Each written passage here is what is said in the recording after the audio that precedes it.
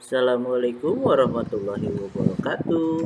Halo, apa kabar kalian semua? Semoga kalian dalam keadaan sehat. Sekarang kita masuk ke pembelajaran tema 6 dengan muatan pelajaran ilmu pengetahuan sosial dengan tema cita-citaku. Nah, disimak ya materi berikut ini. Nah, anak-anak, tujuan pembelajaran kalian apa? Yaitu agar kalian mampu mengidentifikasi karakteristik ruang dan pemanfaatan sumber daya alam untuk kesejahteraan masyarakat dari tingkat kota atau kabupaten sampai tingkat provinsi.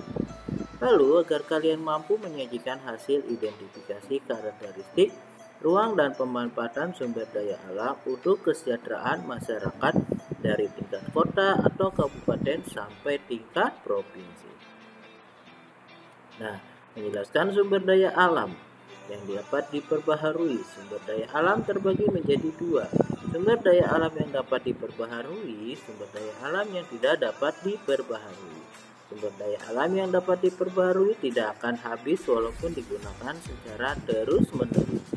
Contohnya yaitu yang pertama ada air, yang kedua hewan ternak, yang ketiga tanaman budidaya. Nah, sumber daya alam dapat dimanfaatkan untuk kehidupan manusia seperti angin untuk membangkitkan listrik, lalu sungai untuk budidaya ikan dan udang, lalu jagung sebagai sumber bahan makanan, tanah liat untuk membuat gerabah. Menjelaskan sumber daya alam yang dapat diperbaharui. Sumber daya alam yang tidak dapat diperbaharui dapat habis jika digunakan secara terus-menerus. Sumber daya alam tersebut bertujuan untuk memenuhi kebutuhan manusia. Misalnya emas sebagai bahan baku perhiasan, belerang sebagai bahan baku kosmetik, grafit sebagai bahan baku pensil. Nah, perhatikan tabel berikut. Minyak bumi yaitu pemanfaatannya tidak dapat diperbarui, aftur untuk bahan bakar pesawat terbang, bensin untuk bahan bakar kendaraan bermotor, dan parafin untuk bahan pembuat lilin.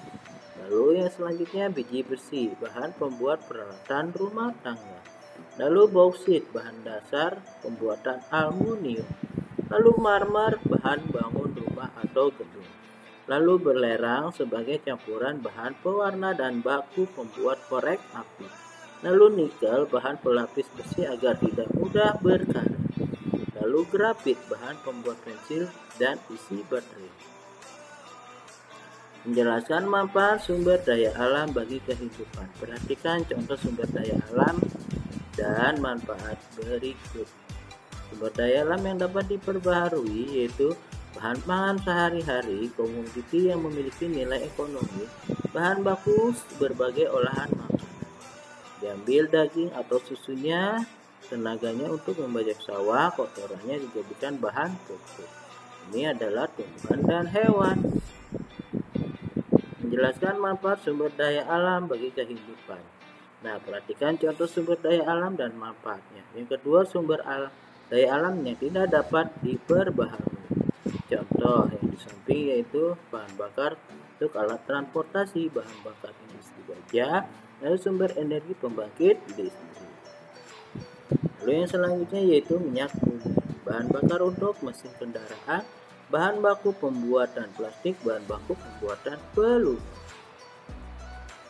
Persebaran sumber daya alam di Indonesia. Berikut penyebaran hasil bumi dan laut di Indonesia. Persebaran hasil pertanian padi beras itu biasanya di daerah Aceh, Sumatera Barat, Sumatera Selatan, Jawa, Sulawesi Selatan, Sulawesi Utara, dan Nusa Tenggara Barat. Lalu ada jagung, yaitu biasanya di daerah Jawa Tengah, Wonosobo, Semarang, Jepara, dan Rembang. Jawa Timur yaitu di daerah Madura dan Sulawesi, biasanya di Minahasa dan sekitar Danau Tempe. Lalu ubi kayu atau yang disebut dengan singkong, daerahnya Sumatera Selatan, Lampung, Madura, Jawa Tengah, Wonogiri, dan Yogyakarta, Wonosari.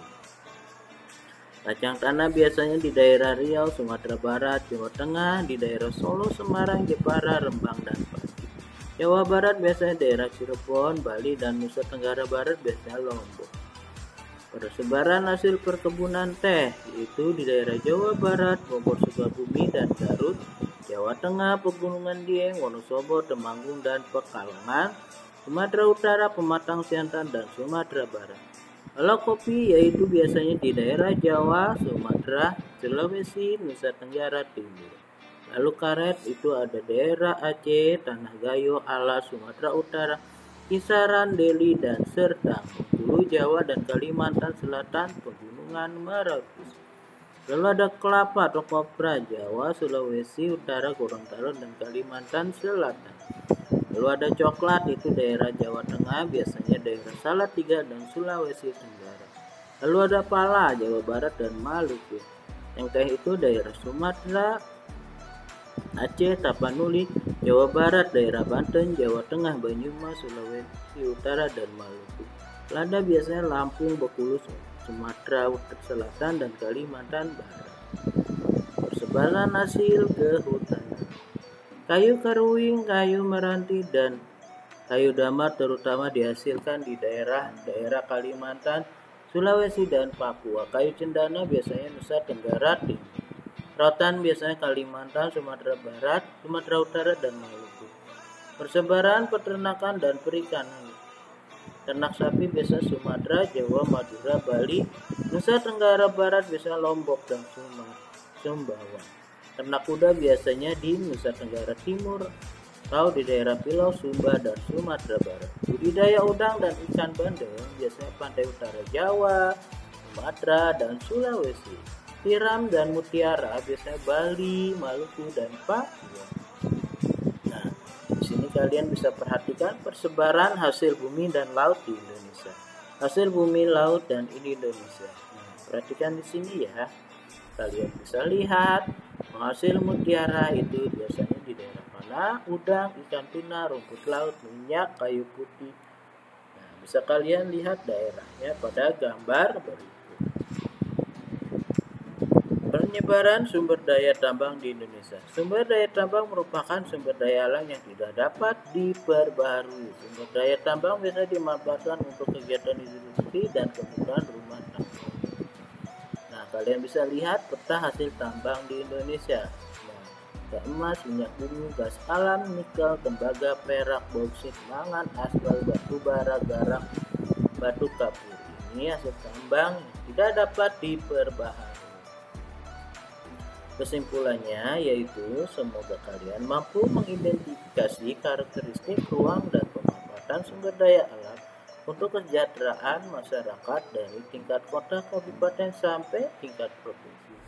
Lalu semoga kalian mampu menyajikan hasil identifikasi karakteristik ruang dan pemanfaatan sumber daya alam untuk kesejahteraan masyarakat dari tingkat kota, kabupaten, sampai tingkat provinsi. Demikian materi yang bisa saya sampaikan. Kurang lebihnya mohon maaf.